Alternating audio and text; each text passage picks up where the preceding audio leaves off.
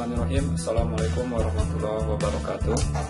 Para mahasiswa yang Bapak banggakan, alhamdulillah hari ini bisa ketemu di pertemuan kedua. Bapak buatkan video untuk pembahasan pertemuan kedua, mudah-mudahan dapat memberikan gambaran kepada Anda tentang konsep materi pada mata kuliah Pendidikan Pancasila sebagai tindak lanjut atau terusan dari materi di pertemuan pertama yang sudah Bapak bikinkan videonya juga. Baik, di pertemuan kedua ini kita akan mengkaji tentang hakikat dari pendidikan Pancasila itu untuk di perguruan tinggi seperti apa. Nah, di pertemuan pertama kita sudah jabarkan kenapa harus ada mata kuliah pendidikan Pancasila, kemudian dasar hukumnya apa, tujuannya untuk apa, dan alasan-alasannya untuk apa ke depan. Nah, hari ini kita akan coba melalui tayangan video ini kita akan coba gali tentang konsep dari hakikat Pancasila itu seperti apa. Nah, untuk ke arah sana kita coba mulai dari apa sih yang menjadi visi misi dari pendidikan Pancasila di perguruan tinggi itu, ya. Nah, yang pertama jelas bahwa visi dari mata kuliah pendidikan Pancasila itu adalah sumber nilai dan sebagai pedoman pengembangan kepribadian. Kita sudah bahas bahwa mata kuliah Pancasila ini merupakan mata kuliah pengembangan kepribadian untuk Anda, untuk kita semua sebagai warga negara yang 10 atau 20 tahun yang akan datang menjadi penerus bangsa ini. Yang diharapkan kita memiliki kepribadian sesuai dengan kepribadian dan jati diri bangsa Indonesia.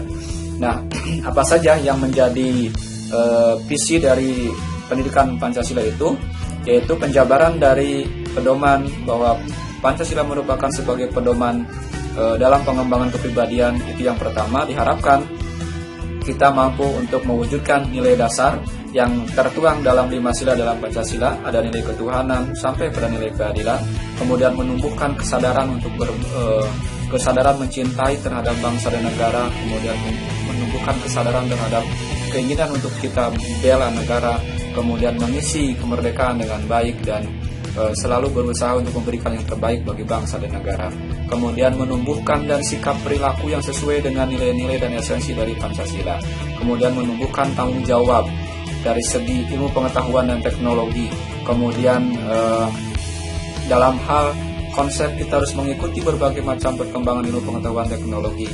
Tapi jangan lupa kita juga harus menyesuaikan dengan konsep kepribadian jati diri dalam bentuk wujud perilaku dan tingkah laku kita layaknya yang tercantum atau tertuang dalam nilai-nilai Pancasila dan nilai ketuhanan sampai nilai keadilan. Nah, itulah esensi dari visi dari mata kuliah pendidikan kewarganegaraan. Nah, ini dari visi misi tersebut diharapkan output dari mata kuliah ini adalah kita sebagai warga negara menyadari bahwa Pancasila sebagai keyakinan kita dan pandangan hidup kita bangsa Indonesia dalam kehidupan bermasyarakat, berbangsa, dan bernegara, itu yang terpenting.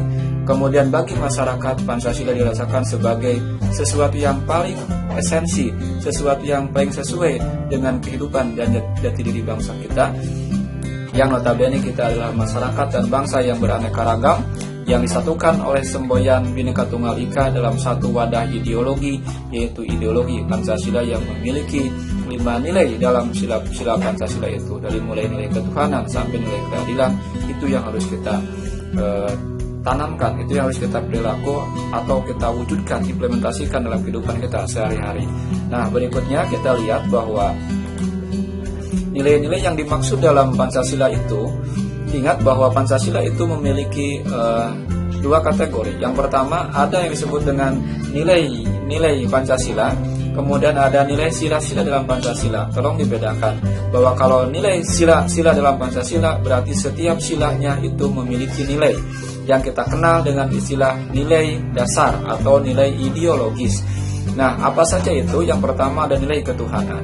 Nilai ketuhanan kita tahu bahwa masyarakat bangsa Indonesia terdiri dari Sabang sampai Merauke itu jelas memiliki keyakinan dan nilai ketuhanan, nilai keberagaman yang berbeda, dari mulai agama Islam, kemudian Protestan, Katolik, kemudian Hindu, Buddha, Konghucu, lain sebagainya, dan aliran kepercayaan lainnya.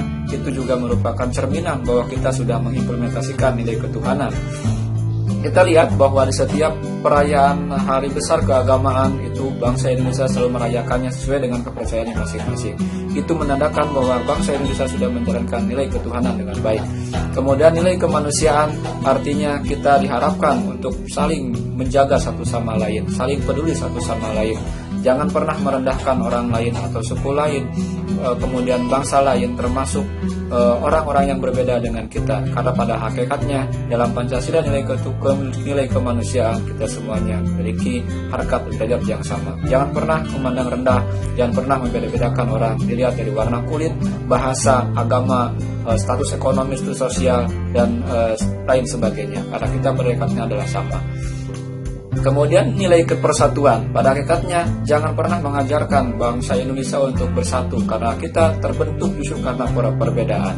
Tahun 45 kita deklarasi menjadi bangsa negara Indonesia, dan sebelum itu kita juga sudah memiliki sejarah yang histori yang sangat menyentuh dan menyayat hati jikalau kita upaya kita untuk bersatu terus dipecah belah oleh para penjajah dengan sistem adu domba, divide et impera pada saat itu. Nah, jangan pernah mengajarkan Indonesia untuk nilai persatuan, karena kita terbentuk dengan perbedaan dan mampu sampai saat ini kita bersatu. Ya, kemudian nilai kerakyatan atau nilai demokratis juga sudah kita implementasikan dalam bentuk sistem pemilihan demokratis, pemilihan jurdil dan sebagainya. Secara esensi seperti itu, walaupun dalam prakteknya masih banyak tatanan pemilihan umum atau demokrasi di kita yang perlu kita benahi secara sistematis. Kemudian termasuk nilai keadilan. Di sini letak nilai keadilan bersifat pada sistem penegakan hukum. Walaupun dalam prakteknya penegakan hukum di kita masih banyak PR yang harus kita sikapi dengan positif dan harus kita benahi. Tapi dalam prakteknya nilai keadilan artinya adalah masyarakat dari Sabang sampai Merauke harus sama-sama merasakan tentang hasil pembangunan, hasil perekonomian, kebijakan-kebijakan pemerintah juga harus merata dan kepada masyarakat Indonesia dari Sabang sampai Merauke. Walaupun dalam prakteknya tentu satu kebijakan tidak bisa mengakomodir semuanya bagi seluruh masyarakat dari Sabang sampai Merauke. Nah, itulah yang menjadi nilai dari sila-sila Pancasila. Nah, kalau kita kaji apa sih fungsi dan kedudukan Pancasila, itu ternyata ada 4 kategori. Fungsi dan kedudukan Pancasila itu yang pertama bagi kehidupan bermasyarakat, itu adalah sebagai way of life atau pandangan hidup. Jadi artinya kita masyarakat bangsa Indonesia harus menjadikan Pancasila sebagai pedoman. Pandangan dan pedoman hidup kita harus sesuai dengan Pancasila. Hidup kita sehari-hari harus sesuai dengan nilai ketuhanan. Kalau itu melanggar nilai ketuhanan, apa yang ada dalam ajaran agama kita, maka tolong jauhi itu. Kemudian nilai kemanusiaan dan sampai pada nilai keadilan. Jadi kita sebagai masyarakat dan bangsa Indonesia harus menjadikan Pancasila sebagai pedoman, pegangan dan pandangan hidup kita dalam kehidupan kita sehari-hari. Bagaimana kedudukan Pancasila dalam kehidupan bernegara? Jikalau kita bicara negara, berarti kita bicara organisasi, maka Pancasila dijadikan sebagai fundamental normnya, atau dasar atau ideologi negaranya, atau ideologi nasional. Di Sabang sampai Merauke, kalau ditanya pasti ideologinya Pancasila sama, termasuk presidennya Presiden Jokowi pasti sama. Nah, itu menandakan bahwa bangsa Indonesia, negara Indonesia yang terbentang di Sabang sampai Merauke memiliki satu ikatan ideologi yang sama, yaitu ideologi Pancasila. Nah, artinya itu menjadi alat pemersatu bangsa, alat pemersatu wilayah-wilayah Indonesia yang terbentang di Sabang sampai Merauke. Nah, kemudian bagi negara, justru Pancasila dijadikan sebagai dasar fundamental normnya atau dasar pengembangan konstitusi, dasar pengembangan hukum, aturan-aturan negara. Maka semuanya untuk kehidupan negara, dasar hukumnya harus bersumber kepada sila-sila dalam Pancasila itu sendiri. Maka pemerintah dalam hal ini, ada legislatif, eksekutif, dan yudikatif, dalam menjalankan pemerintahannya harus sesuai dengan Pancasila dalam sistem ketatanegaraan Republik Indonesia. Artinya, Pancasila dijadikan sebagai dasar sumber dari segala sumber hukum yang ada di tanah air kita. Nah, itu bagi kehidupan bernegara. Bagaimana tentang kehidupan masyarakat internasional atau kita dalam bergaul dengan masyarakat internasional? Maka Pancasila harus dijadikan sebagai filternya atau saringannya. Mana bergaul dengan bangsa lain, mana budaya lain, bahasa lain, tradisi lain, adat lain yang sesuai dengan nilai-nilai Pancasila, kita adopsi, kita ambil untuk kebaikan pembangunan perkembangan bangsa kita.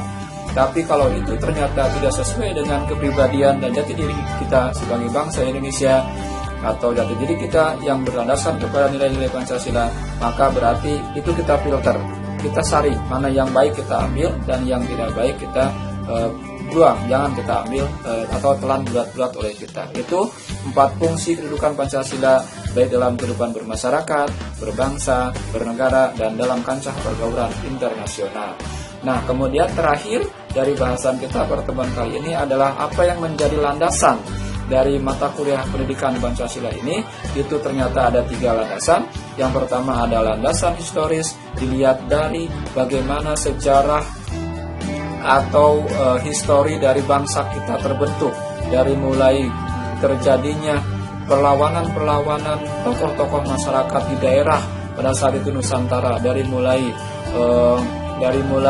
Cut Nyadin di Aceh, kemudian Pangeran Diponegoro di Jawa Timur, kemudian Fathahilah dan sebagainya. Mereka semua menyadari bahwa kalau melawan penjajah secara sendiri-sendiri per daerah, mereka tidak akan menang. Maka puncaknya tahun 1908 melalui peristiwa Budi Utomo, bangsa Indonesia menyadari bahwa perlawanan melawan penjajah itu harus bersatu. Puncaknya tahun 1908 disebut sebagai pergerakan nasional. Itu secara historis. Ya, kemudian secara kultural bahwa bangsa kita sejak zaman kerajaan itu sudah menanamkan, sudah memiliki nilai-nilai Pancasila, yaitu nilai kepercayaan kepada animisme dan dinamisme.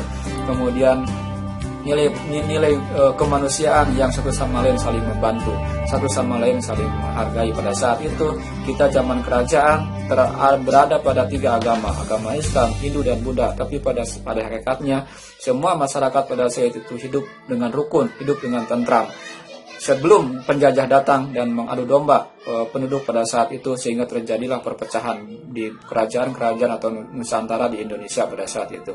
Jadi sebelum penjajah datang ke Indonesia, kita hidup makmur, kita hidup bahagia, kita hidup saling rukun antara walaupun berbeda agama, berbeda suku, berbeda kerajaan. Tapi penjajah datang mengadu domba kita dan sebagainya, maka tercerai-berailah bangsa kita pada saat itu. Nah, itu dari segi landasan kultural. Nah, dari segi yuridis saat ini jelas bahwa dasar hukum dari mata kuliah pendidikan Pancasila tertuang dalam Undang-Undang Sistem Pendidikan Nasional dan Undang-Undang Sistem Pendidikan Tinggi, yaitu Undang-Undang Nomor 12 Tahun 2012 itu tentang Sistem Pendidikan Tinggi, dan Undang-Undang Pendidikan Nasional itu Undang-Undang Nomor 20 Tahun 2003. Nah, itulah yang bisa kita kaji pada pertemuan ini tentang konsep hakikat dari pendidikan Pancasila. Jadi inti dari pertemuan ini adalah bagaimana kita bisa mengamalkan nilai sila-sila dalam Pancasila yang tertuang dari nilai sila pertama, nilai ketuhanan, nilai kemanusiaan, nilai persatuan, nilai kerakyatan, dan nilai keadilan. Terima kasih, sampai ketemu di pertemuan ketiga. Di pertemuan ketiga kita akan kaji tentang sejarah perjuangan bangsa dan sejarah perumusan Pancasila. Terima kasih, sampai ketemu di pertemuan ketiga yang akan datang. Assalamualaikum warahmatullahi wabarakatuh.